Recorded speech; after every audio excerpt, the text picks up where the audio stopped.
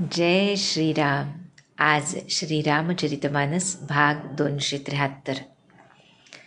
रामे चित्तलयः सदा भवतु मे, भो राम मामुद्धर.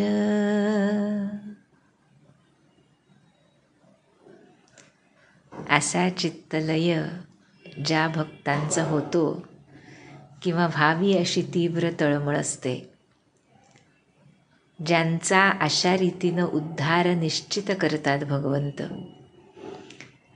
त्यांना भगवंतांचं नाम रूप लीला गुणधाम यांमधली जी रती असते ती अविरल अखंड अशी असते. ज्याच्यासाठी रामचरित्र हा केवळ ग्रंथ नसून जीवन जगण्याची शैली असते, ज्याच्यासाठी रामचरित्र ही केवळ कथा नसून त्याच्या निदिध्यासनाचं, त्याच्या ध्यानाचं, त्याच्या परमार्थाचं साधन असतं, ज्याच्यासाठी रामचरित्र हे साधनाला पुष्टी मिळण्यासाठी आवश्यक असं बळ असतं, ज्याच्यासाठी रामचरित्र हाच एक रमण्याचा विषय असतो, रमणस्थान असतं.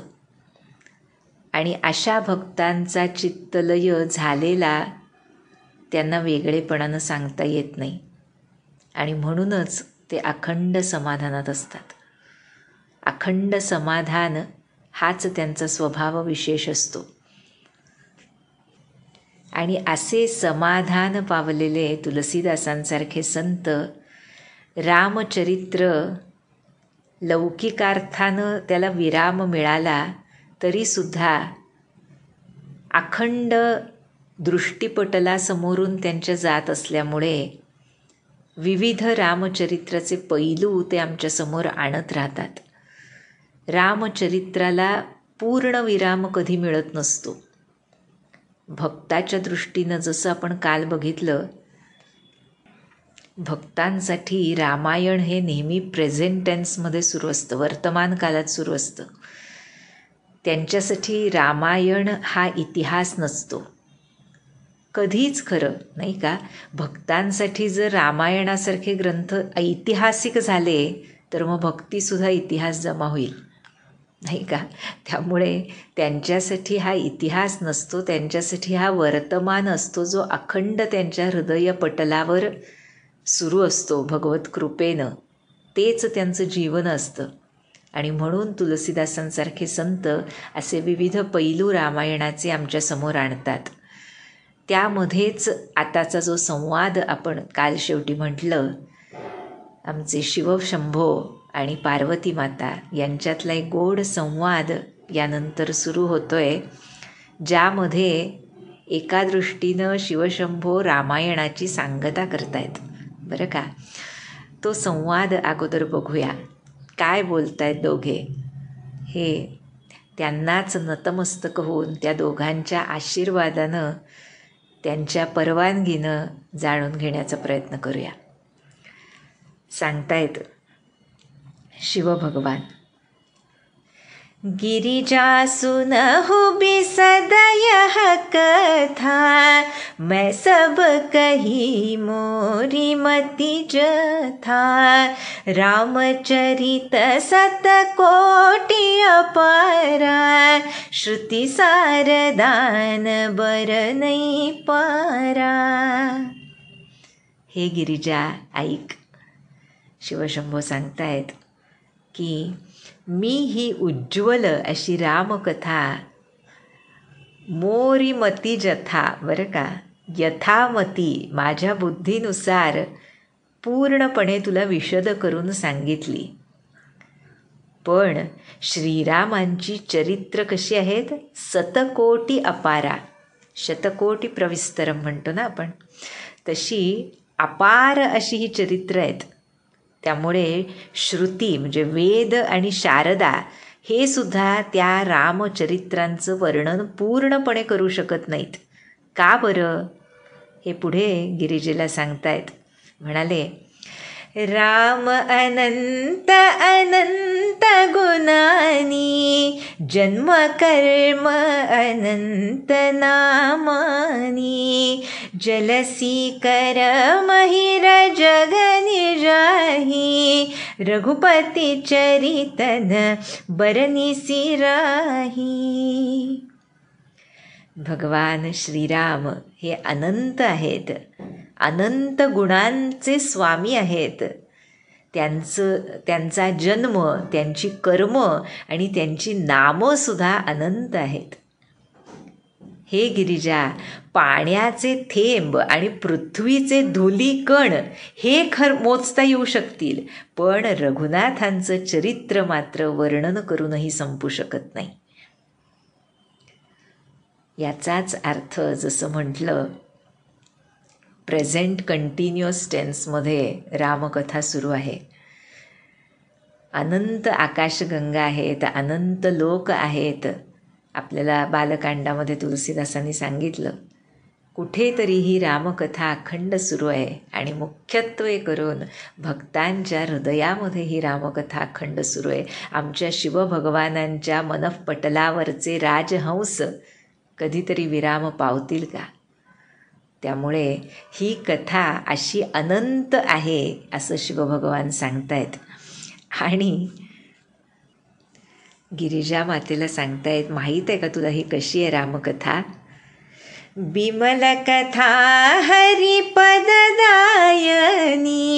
भगती होई सुनियन पायनी, उमा कहिऊ सब कथा सुहाई, जो भुसुंडी खगपति सुनाई, कछुक राम गुण कहे बखानी, अब का कहूँ सो कहु भवानी. सुनि शुभ कथा उमा हर्षानी, बोली अति विनीत मृदुवानी. हे उमा, ही पवित्र माझ्या रामांची कथा त्यांचं परमपद मिळवून देणारी आहे. हरिपददायनी अशी ही रामकथा आहे. ती श्रवण केल्यामुळं अविचल अशी भक्ती प्राप्त होते. हे उमा, काकभुशुंडींनी जी कथा गरुडाला सांगितली अशीच ती सर्वांग सुंदर कथा मी तुला सांगितली. पण मी माझ्या श्रीरामांचे काहीच गुण वर्णन करू शकलो. हे भवानी, आता सांग मी आणखी काय सांगू तुला? अब का कहू सो कहो भवानी. आणि शिवभगवान असं म्हणाले. आणि अशी ही शिवभगवानांच्या मुखातून आलेली रामकथा, श्रीरामांची मंगलमय कथा ऐकून आमच्या मातेला अत्यानंद झाला आहे. आणि अत्यंत विनम्र आणि कोमल वाणीनं आमची माता म्हणते आहे.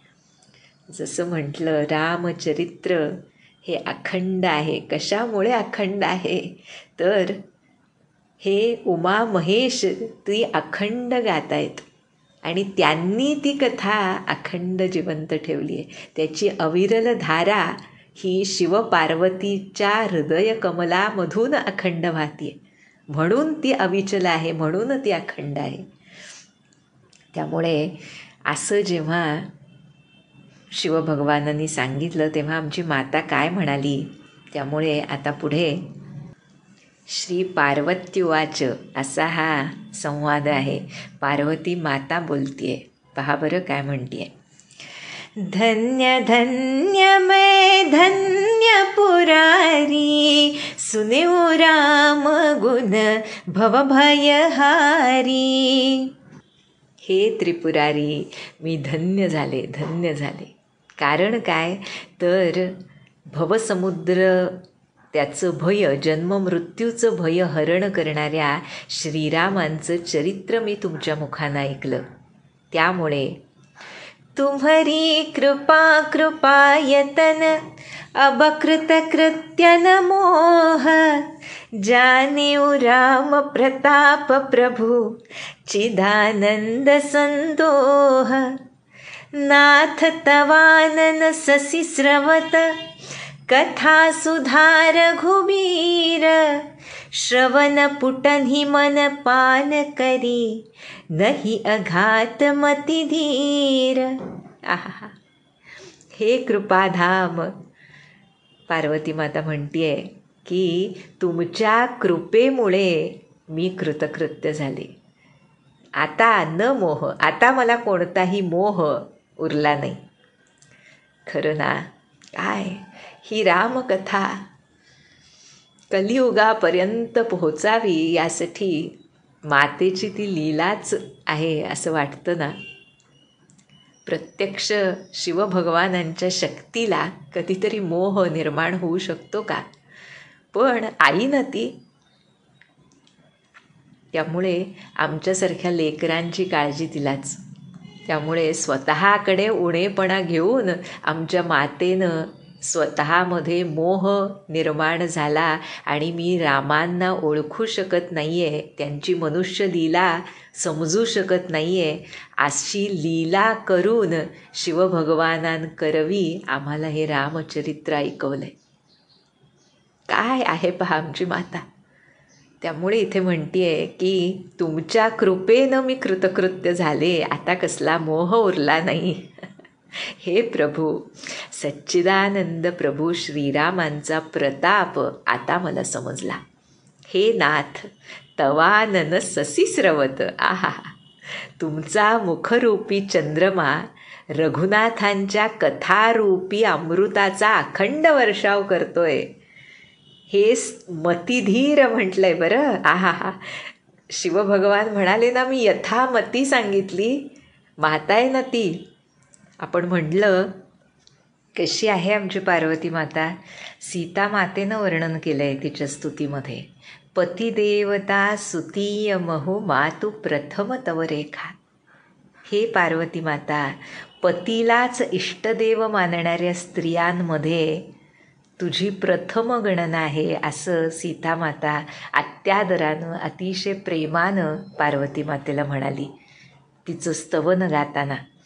त्यामुळे इथे सुरुवातीला शिवभगवान जरी म्हणाले की माझ्या मतीप्रमाणे मी तुला ऐकवली, मला फारसं पूर्ण वर्णन करता आलेलं नाही श्रीरामांचं, पण पतीच्या चरणांवर अखंड अनुरक्त असलेली, अत्यादर असलेली अशी माता म्हणतीये, मला माहिती आहे तुम्ही मतिधीर आहात. यथामती हा शब्दप्रयोग मातेला रुचला नसावा. त्यामुळे मातेनं लगेच दुरुस्ती केली की तुम्ही मतिधीर आहात म्हणजेच स्थिरमती आहात. आणि त्यामुळे माझं मन तुमच्या मुखरूपी चंद्रमातून जो रघुनाथांच्या कथारूपी अमृताचा वर्षाव होतोय तो दोन्ही कानांनी पिऊन सुद्धा मन माझं काही तृप्त होत नाही म्हणते माता. श्रवण पुटन्हि मन पान करी नाही अघात मतिधीर. आणि पुढे म्हणतीये रामचरित्राचं वर्णन जे ऐकून तृप्त होऊनही अतृप्त आहे आमची माता, त्या चरित्राबद्दल पुढे म्हणते. रामचरित जे सुनत अघाही, रस विशेष जाना तिन्ह नाही. जीवन मुक्त महामुनि जेऊ, हरिगुण सुनहि निरंतर तेऊ. माता आमचं वर्णन करते थोडंसं. म्हणतीये रामचरित्र पुन्हा पुन्हा ऐकल्यानं जे लोक तृप्त होतात आणि ऐकणं बंद करतात, माहीत आहे की आम्हाला रामचरित्र म्हणतो आम्ही अनेकदा, नाही का? अशा लोकांना म्हणतीये त्या चरित्राचा विशेष रस काही जाणवलेला नाही, जाणला नाही त्यांनी. रस विशेष जाना तिन्ह नाही. ज्यांना रामचरित्राची तृप्ती होते, जसं म्हटलं ना आमचे महाराज म्हणतात नामाची तृप्ती नसते, पुन्हा नाम अजून नाम घ्यावंसं आणि लीला चरित्र नामाला समानार्थक आहे नाही का, एकरूप आहे. त्यामुळे जशी नामाला तृप्ती नाही तशीच लीला चरित्र श्रवणालाही तृप्ती असूच शकत नाही. किंबहुना नामाला तृप्ती नाही हे अनेकदा आम्हाला लीला चरित्रातल्या अतृप्तीनं हळूहळू जाणवायला लागतं. कारण जसं महाराज म्हणाले, नामाला स्वतःची चव नाही, त्यात आपणच चव घालून ते घ्यावं लागतं. त्याची ती चव येण्यासाठी अनेकदा आमच्यासारख्यांना लीला चरित्राचा एक अवलंब उपयोगी पडतो, आलंब उपयोगी पडतो. कारण लीला चरित्रानं होणारी भावजागृती आम्हाला नामामध्ये स्थिर करते, आम्हाला नाम अधिकाधिक घेण्यासाठी प्रेरित करते. त्यामुळे इथे म्हणतीये माता की रामचरित्र ऐकून तृप्त होत आहेत लोक, असं होऊन जे ऐकणं बंद करतात त्यांनी रामचरित्राचा रसच जाणलेला नाही. पण जे जीवनमुक्त महामुनी असतात ते निरंतर भगवंतांचे गुण ऐकत असतात. भगवंतांचे गुण ऐकण्याला तृप्ती असू शकत नाही असं इथे माता सांगतेय.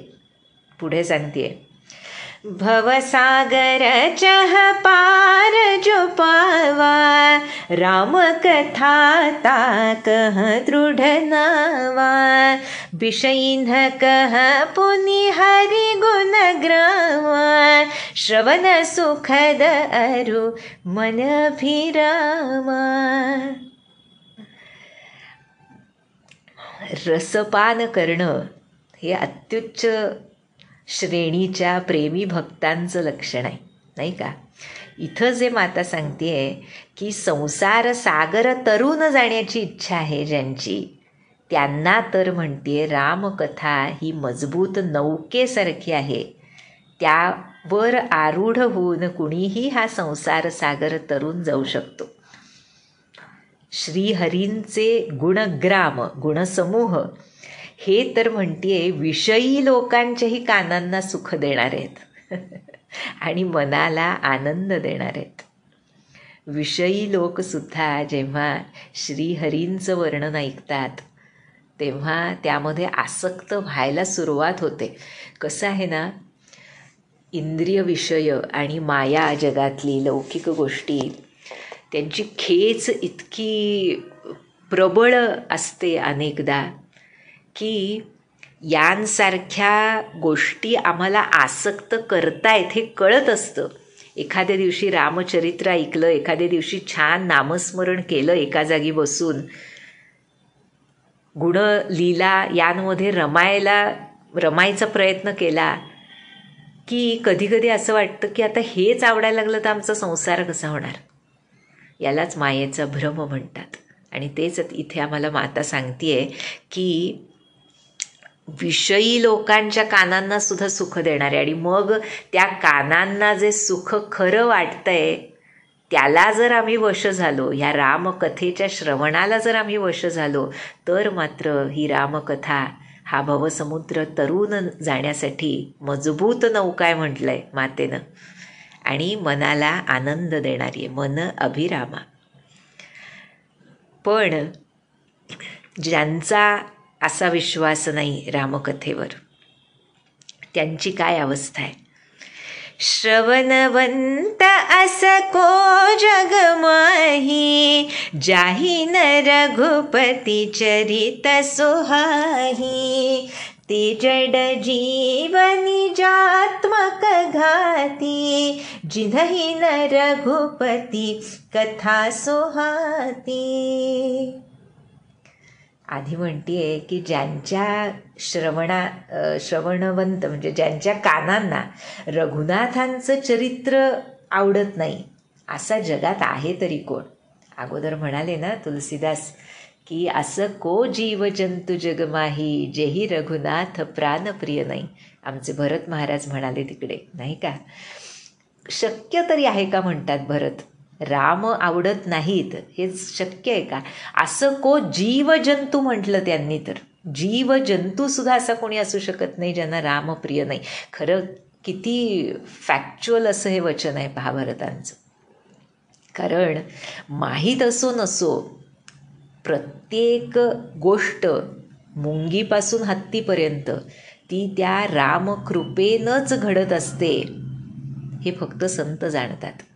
त्या मुंगीलाही ते माहीत नसतं, त्या हत्तीलाही ते माहीत नसतं आणि आमच्यासारख्या पशुवत नरांनाही ते माहीत नसतं म्हणतात संत. पण ज्याला हे कळलं त्याला खऱ्या अर्थानं श्रीराम महिमा जाणता येतो आणि मग त्या प्रेमाशिवाय अजून मोठं प्रेम काही वाटू शकतच नाही. म्हणजे मूढताच होईल ती जर तसं वाटलं तर. असं इथे एका दृष्टीनं माता सांगतेय की असा कोण आहे ज्यांना रघुनाथ चरित्र आवडत नाही. पण जर असा असेल की ज्यांना रघुनाथांची कथा आवडत नाही ते निजात्मक घाती आहेत. म्हणजे असे मूर्ख जीव, जडजीव आपल्या आत्म्याची हत्या करणारेच आहेत. आत्माहन असे हे जीव आहेत.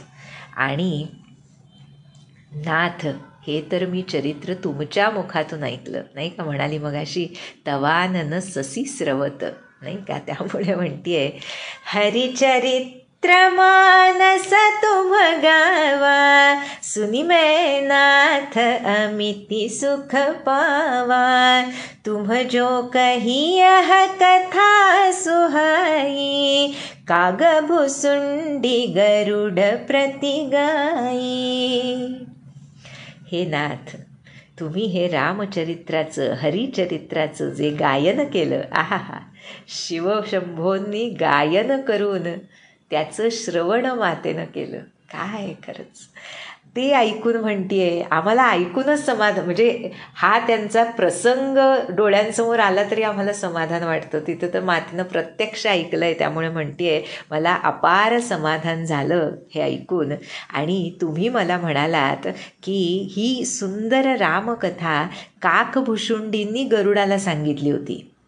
पण म्हणतीये बरं का, आता माता काकभुशुंडींबद्दल विचारायचं आहे तिला, किंबहुना असं पुन्हा तेच वाटतं की आम्हाला समजावून सांगायचं आहे. काय असतो शिष्य, काय असावा शिष्य, काय असतात गुरु, काय असतं गुरूंचं प्रेम, हे ह्या काकभुशुंडी चरित्रावरून कळतं. त्यामुळे आम्हाला समजण्यासाठी पुन्हा आमची माता श्रोत्याची भूमिका घेताना दिसते. म्हणतीये बिरती ज्ञान विज्ञान दृढ, रामचरण अतिनेह, बायसतन रघुपती भगती, मोहि परम संदेह. हे नाथ, काक शरीर, कावळ्याचं शरीर मिळून सुद्धा काकभुशुंडी वैराग्य, ज्ञान आणि विज्ञान हे यांमध्ये दृढ आहेत. विरागी, परमविरागी, परमज्ञानी, परमविज्ञानी असे काकभुशुंडी आहेत. आणि त्यांचं श्रीरामचरणी अत्यंत प्रेम आहे आणि त्यांनी श्रीराम भक्तीसुद्धा मिळवली आहे. रघुपती भगती मोही परमसंदेह असे काकभुशुंडी, त्यांना ते शरीर का मिळालं किंवा काक शरीरामध्ये त्यांनी अशी श्रीराम भक्ती कशी मिळवली, या गोष्टीबद्दल मात्र माझ्या मनात संशय येतोय असं माता म्हणतेय. पुढे म्हणतेय नरसहस्रमः सुनहु पुरारी, को एक होई धर्म व्रतधारी, धर्मशील कोटि कमह कोई, विषय विमुख विरागरत होई, कोटि विरक्त मध्य श्रुति कहई, सम्यक ज्ञान सकृत को लहई, ज्ञानवंत कोटि कमह को, जीवन मुक्त सकृत जग सोवु, तिन्ह सहस्र महु सब सुख खानी, दुर्लभ ब्रह्म दीन विज्ञानी, धर्मशील विरक्त अरुज्ञानी, जीवन मुक्त ब्रह्म पर प्राणी, सबते सो दुर्लभ सुर राया, राम भगति रत गत मद माया, सो हरि भगति काग किमि पाई, विश्वनाथ मोहि कहु बुझाई। राम परायण ज्ञान रत, गुनागार मति धीर, नाथ कहु केहि कारण, पायउ काक शरीर। यह प्रभु चरित पवित्र सुनावा, कहु कृपाल काग कह पावा, तुम केहि भांति सुना मद नारी, कहु मोहि अति कौतुक भारी। गरुड़ महाज्ञानी गुण राशि, हरि सेवक अति निकट निवासी, तेहि केहि हेतु काग सन जाई, सुनी कथा मुनि निकर बहाई, कहु कवन विधि भासंवादा, दो हरि भगत काग उरगादा। गौरी गिरा सुनी सरल सुहाई, बोले शिव सादर सुख पाई। काय उपकार आहेत पार्वती मातेचे आमच्यावर खरोखर. म्हणतीये हे त्रिपुरारी, याबद्दल तर संशय आहे की काकभुशुंडींनी काक शरीरामध्ये कशी काय श्रीराम भक्ती प्रेम मिळवलं. हे त्रिपुरारी म्हणाली, हजारो मनुष्यांमध्ये एखादा विरळा कुणीतरी धर्माचं व्रत धारण करणारा असतो. कोट्यवधी धर्मात्म्यांमध्ये एखादा कुणी विषय विन्मुख आणि विरागी असतो. आणि श्रुती तर म्हणते की कोट्यावधी विरक्त लोकांमध्ये एखाद्याला यथार्थ ज्ञानप्राप्ती होते आणि कोट्यवधी ज्ञान्यांमध्ये एखादा कोणी जीवनमुक्त असतो.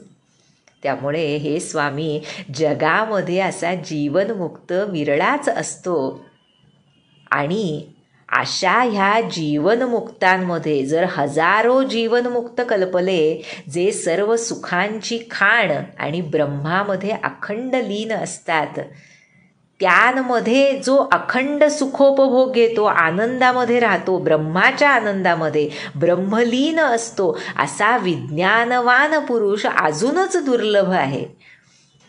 आणि यापेक्षा दुर्लभ काय सांगते पहा बरं आमची माता आता. धर्मात्मा, वैराग्यवान, ज्ञानी, जीवनमुक्त आणि त्या पलीकडे असलेले ब्रह्मलीन, या सर्वांमध्ये हे महादेव मद आणि मायेनं रहित आणि श्रीरामांची भक्ती करणारा प्राणी अत्यंत दुर्लभ आहे. जर असं आहे म्हणजे पहा बरं, मातेनं धर्म, विषयविराग, त्यानंतर यथार्थ ज्ञानप्राप्ती, जीवनमुक्त स्थिती, ब्रह्मलीन स्थिती, वैराग्यवान विज्ञानवान पुरुष, या सर्वांहून अधिक श्रेष्ठ कोण सांगितलं आम्हाला, तर राम भक्ती करणारा. इतकं दुर्लभ आहे ते भक्ती, ती भक्तीची प्राप्ती इतकी दुर्लभ आहे. तर मग हे विश्वनाथ, विश्वनाथ मोहि कहु बुझाई. मग हे विश्वनाथ, कावळ्याला अशी दुर्लभ हरिभक्ती कशी काय लाभली हे मला कृपा करून समजावून सांगा, असं माता म्हणते. आणि हे नाथ, मग त्यानंतर मला हेही सांगा की श्रीराम परायण असे जे आहेत, अखंड ज्ञानरत असे जे आहेत, गुणांचं धाम आहेत आणि मतिधीर असे भुशुंडी, यांना कावळ्याचं शरीर कशामुळं प्राप्त झालं. आणि हे कृपाळू, मला हे सुद्धा सांगा स्वामी की या कावळ्याला हे पवित्र आणि सुंदर रामचरित्र मिळालं तरी कुठे, हे मदनारी. आणि हेही सांगा की आपण हे त्यांच्याकडून कसं ऐकलं बरं का. तुम केही भाती सुना मदनारी, या बाबतीत मला अतिशय कुतूहल वाटतंय. कारण हे स्वामी, गरुड हा महाज्ञानी आहे, सद्गुण राशी आहे, प्रत्यक्ष श्रीहरींचा सेवक आहे, त्यांचं वाहन आहे, त्यांच्या अगदी निकट राहणारा असा आहे. मग त्यांनी मुनींना सोडून, म्हणजे ऋषीमुनींकडून ऐकायचं सोडून या काकापाशी, या कावळ्यापाशी जाऊन हरिकथा कशासाठी बरं ऐकली? त्यामुळे मला हेही सांगा, हे स्वामी, काकभुशुंडी आणि गरुड या दोन्ही हरिभक्तांमध्ये काय संवाद झाला, काय संभाषण झालं? अशा रीतीनं अनेक प्रश्न आमची माता शिवभगवानांसमोर उपस्थित करते जगतहितासाठी. खरोखर नाही का, पुढे म्हटलंच आहे की गौरी गिरासुनी सरल सुहाय. पार्वतीचं हे सरळ आणि सुंदर असं बोलणं ऐकून शिवभगवानांना खूप आनंद झाला, समाधान वाटलं. आणि आता आदरानं म्हणता येतं पार्वती मातेला, काय ते पुढे येईल. म्हणून म्हटलं, खरोखर ही रामकथा ह्या पृथ्वीवर आणि त्यातल्या त्यात आमच्यासारख्या अगदी क्षुद्र जीवांपर्यंत येऊन पोहोचण्याचं कारणच आमची पार्वती माता आहे. शिवभगवान तर अखंड समाधीमध्ये लीन आहेत रामचरित्राच्या अनुसंधानामध्ये, रामनामाच्या अनुसंधानामध्ये. त्यांना बोलतं करणारी आमची पार्वती माता आहे. आणि त्याही पुढे जाऊन आम्हाला गुरु महिमा कळावा यासाठी काकभुशुंडीचं चरित्रसुद्धा आम्हाला पार्वती मातेनंच सांगितलं आहे. त्यामुळे आहेत शिवभगवानांनीच ही रामकथा सांगितली, त्यामुळेच आम्हाला त्यामध्ये रस निष्पत्ती होऊ शकते, त्यांच्याच कृपेनं होऊ शकते. पण ही त्यांची कृपासुद्धा आम्हाला पार्वती मातेमुळेच मिळाली. ते दोघे एकरूपच असले तरीसुद्धा जगदंबेच्या रूपामध्ये या महामायेनं आम्हाला ती कथा ऐकवली आणि तिच्याच अपरा खालच्या मायेपासून कायमसाठी मुक्ती मिळवण्याचा मार्ग शोधून दिला. त्यामुळे ह्या जगदंबेच्या चरणकमली शतशत नमन. पुढे शिवभगवान आदरानं काय म्हणतायत मातेला? धन्य सती पावन मती तोरी, रघुपती चरण प्रीति नहीं थोरी. सुनहु परम पुनीत इतिहासा, जो सुनी सकल लोक भ्रमनासा. उपजई राम चरण विश्वासा, भवनिधि तर नर बिनहि प्रयासा. ऐसी प्रश्न विहंगपति, कीन्ही कागस न जाई. सो सब सादर कही हूँ, सुनहु उमा मन लाई. आहा, शिवभगवान म्हणतायत, हे सती, हे पार्वती, तू धन्य आहेस. तुझी बुद्धी अत्यंत पवित्र आहे आणि माझ्या रघुनाथांच्या चरणी तुझं खूप अनन्य असं प्रेम आहे. त्यामुळे आता तो परम पवित्र इतिहास ऐक, जो ऐकल्यानं सर्व लोकांचा भ्रम नष्ट होतो. जो सुनी सकल लोक भ्रमनासा.